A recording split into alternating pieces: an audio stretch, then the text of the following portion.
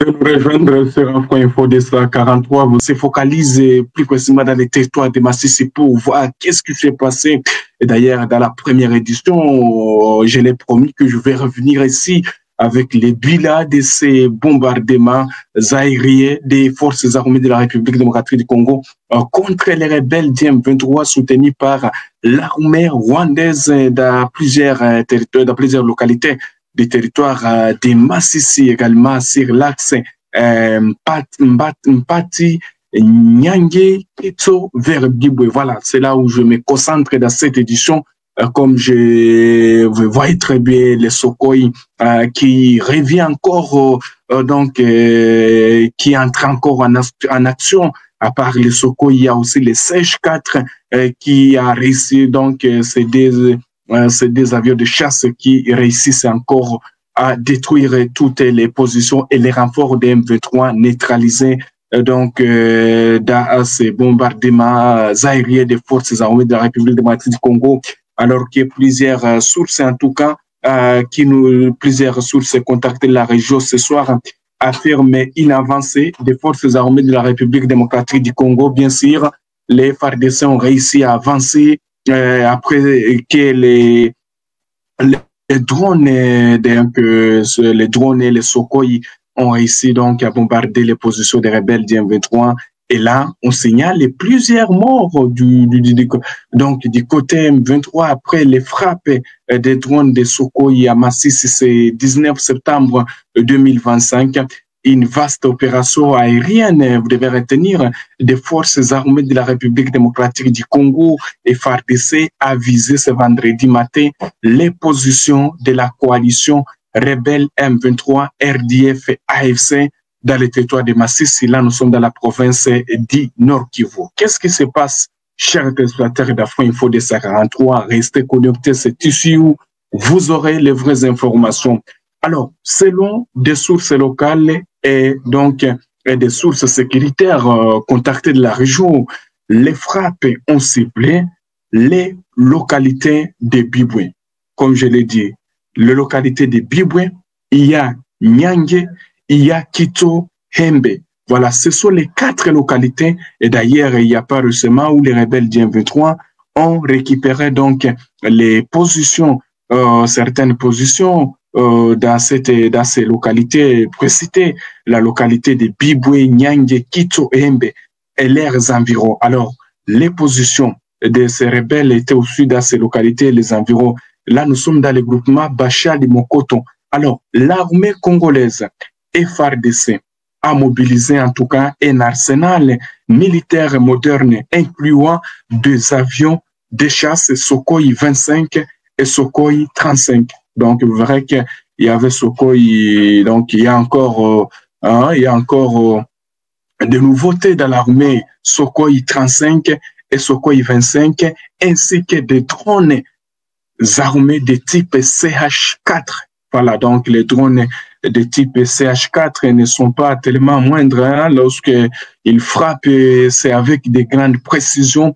Alors, des pertes lourdes dans les rangs de rebelles du M23 soutenus par l'armée rwandaise, chers téléspectateurs d'Afro Info 243. Je vais vous montrer ce village ici. Le village ici que vous voyez, c'est le village de Bibwe. Néanmoins, nous maîtrisons très bien ce village. Pour les gens qui ne connaissent pas, hein, là, de Mpati, je vais utiliser la carte même, la carte pour vous montrer comment est-ce que les choses marchent. De Mpati à Nyange, il y a une affaire de 5 km. De Nyange à Kito, voilà, à Kito, il y a une affaire de 3 km. Et de Kito à Bibwe, il y a une affaire de 2 km. Là, quelqu'un qui est à Bibwe est à mesure de voir certains, donc la brousse du territoire de Walikale. Voilà, je maîtrise très bien la zone. Alors, quelqu'un qui est à Bibwe est à mesure de voir les collines donc, du territoire de Walikale. Alors, les rebelles du M23 avaient déjà franchi. Ils avaient déjà franchi, imaginez toute localité, Mpati, Nyange, Bibwe, vers Kito, vers Bibwe.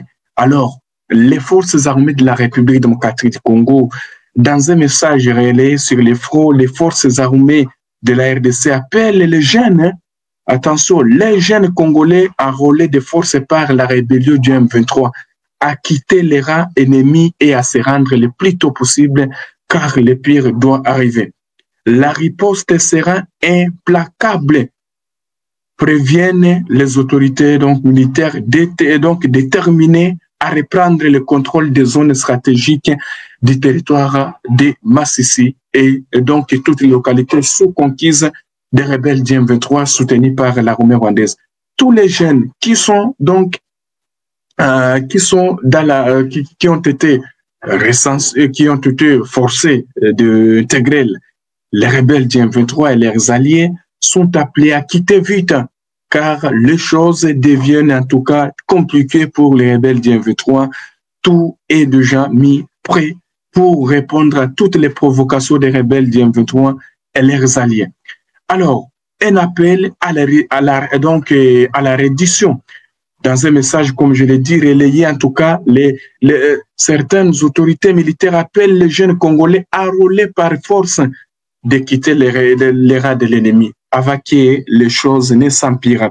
Les Wazalendo ont réussi à progresser. Et parce qu'il y a des questions qui nous posent, est-ce qu'ils ont réussi à progresser? Bien sûr, il y a une progression des forces armées de la République démocratique du Congo et les Wazalendo.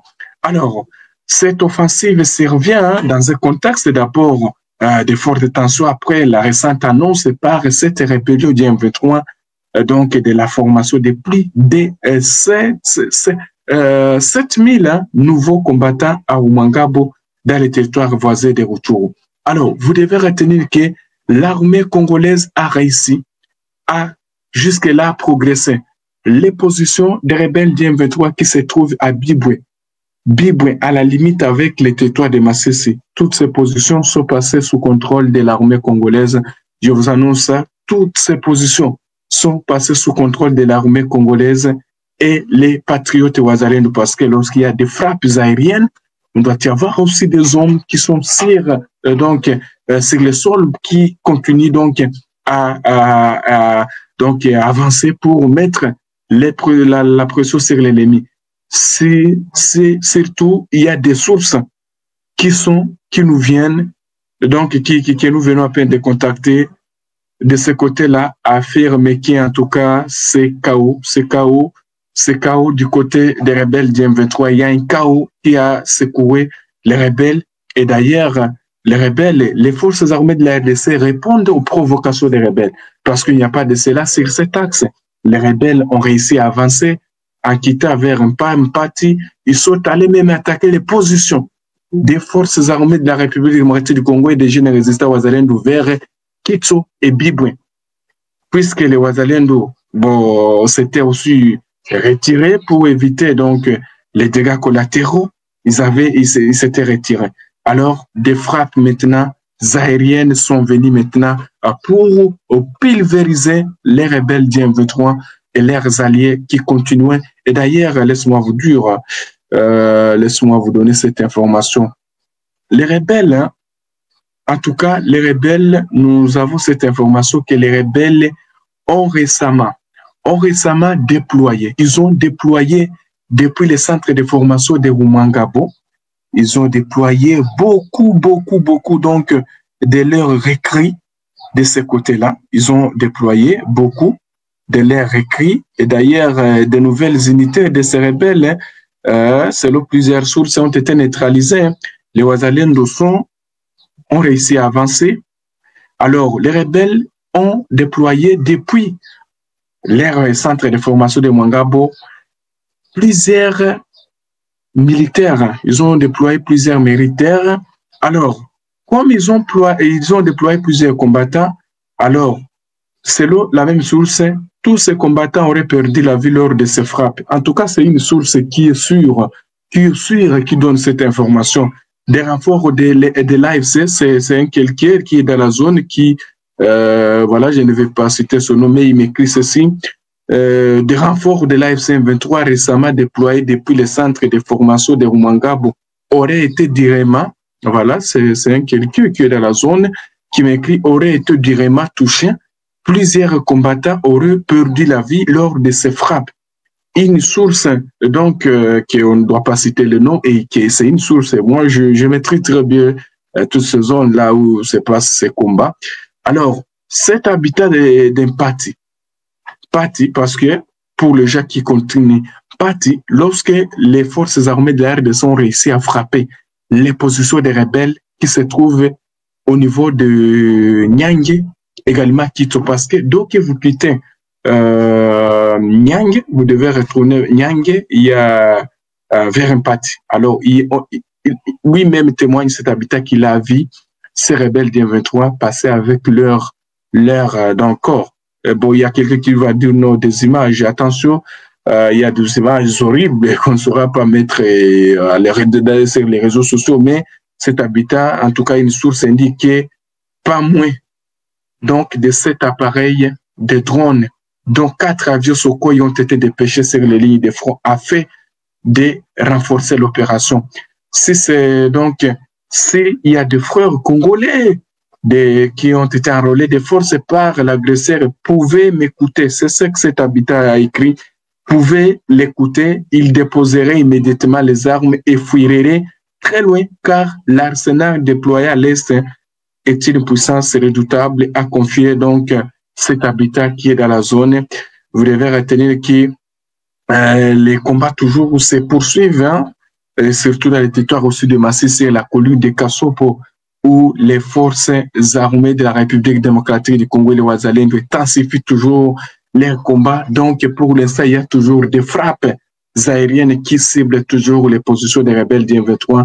Et d'ailleurs, pour ne pas dire qu'on est non, il y a même les rebelles qui venaient d'écrire un communiqué ce soir, hein, ce soir, hein, parce que ce soir, il y a cette rébellion qui venait d'écrire un communiqué, dit non, ok, déjà, elle déclare la guerre officiellement contre les forces armées de la République démocratique du Congo et les jeunes patriotes Wazalendo. Et ne pas oublier que les FARDC ont répondu aux provocations. Ils répondent aux provocations. Donc, essayez de consulter leurs canaux officiels, donc leurs sites officiels. Vous allez voir comment est-ce qu'eux-mêmes écrivent que non, suite aux frappes, alors que c'est jusque-là aucune communication de la part des forces armées de la RDC, mais ils écrivent déjà, ils déclarent la guerre, que ça doit commencer, donc la guerre doit commencer, que la guerre doit commencer, et c'est eux-mêmes qui disent ça, ils écrivent ça, allez consulter leur site, hein. Voilà, moi je pas assez d'état à consulter leur site, mais ils écrivent, c'est ça. Alors, chers téléspectateurs, vous devez retenir que les forces armées mettent la pression. Voilà, donc, c'est ça que vous devez retenir, hein, chers téléspectateurs et d'Afro Info 243 concernant les combats. Mais il y a donc il y a toujours des habitats dans la zone qui témoignent en tout cas la puissance des forces armées de la République démocratique du Congo, même si, bon, bien sûr, les rebelles du M23 viennent de déclarer la guerre. Alors, je vais aller sur la colline de Kassopo aussi. Comme je le disais dans la première édition, je ne sais pas s'il y a eu beaucoup de téléspectateurs qui nous ont suivis. Il y a aussi une offensive que les Wazalendo ont lancée sur la colline de Kassopo. L'offensive a visé 3 positions des rebelles du M23 soutenues par l'armée rwandaise. Vous devez savoir aussi qu'est-ce qui s'est passé sur la colline de Kassopo. C'est une colline stratégique. C'est une colline stratégique que les rebelles du M23 utilisent pour progresser. Alors, les Wazalendo aussi ont lancé une offensive pour prendre le contrôle pour prendre donc l'entièreté de cette colline. Et nous apprenons qu'il y a toujours la résistance des Wazalendo. Jusque-là, donc, nous n'avons pas un bilan du côté de Kassopo, mais je reviens tout à l'heure parce que je contacte des sources déjà locales. Merci en tout cas à Monsieur Free Media. Voilà, Free Media, merci pour votre soutien.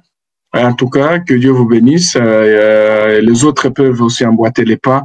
On est là pour vous servir. Merci beaucoup. Que Dieu vous bénisse et qu'il bénisse la République démocratique du Congo. Je reviens rester toujours connecté.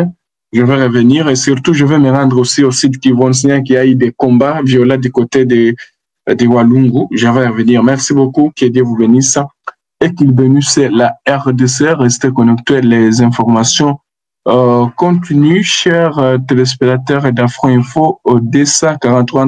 Nous sommes arrivés à la fin de cette édition. Merci à vous de nous avoir suivis jusqu'ici. Si vous avez apprécié ces contenus, n'oubliez pas de vous abonner à notre chaîne, d'activer la cloche de notification pour ne rien manquer de nos prochaines vidéos. Likez et partagez cette vidéo. On se retrouve très prochainement. À bientôt.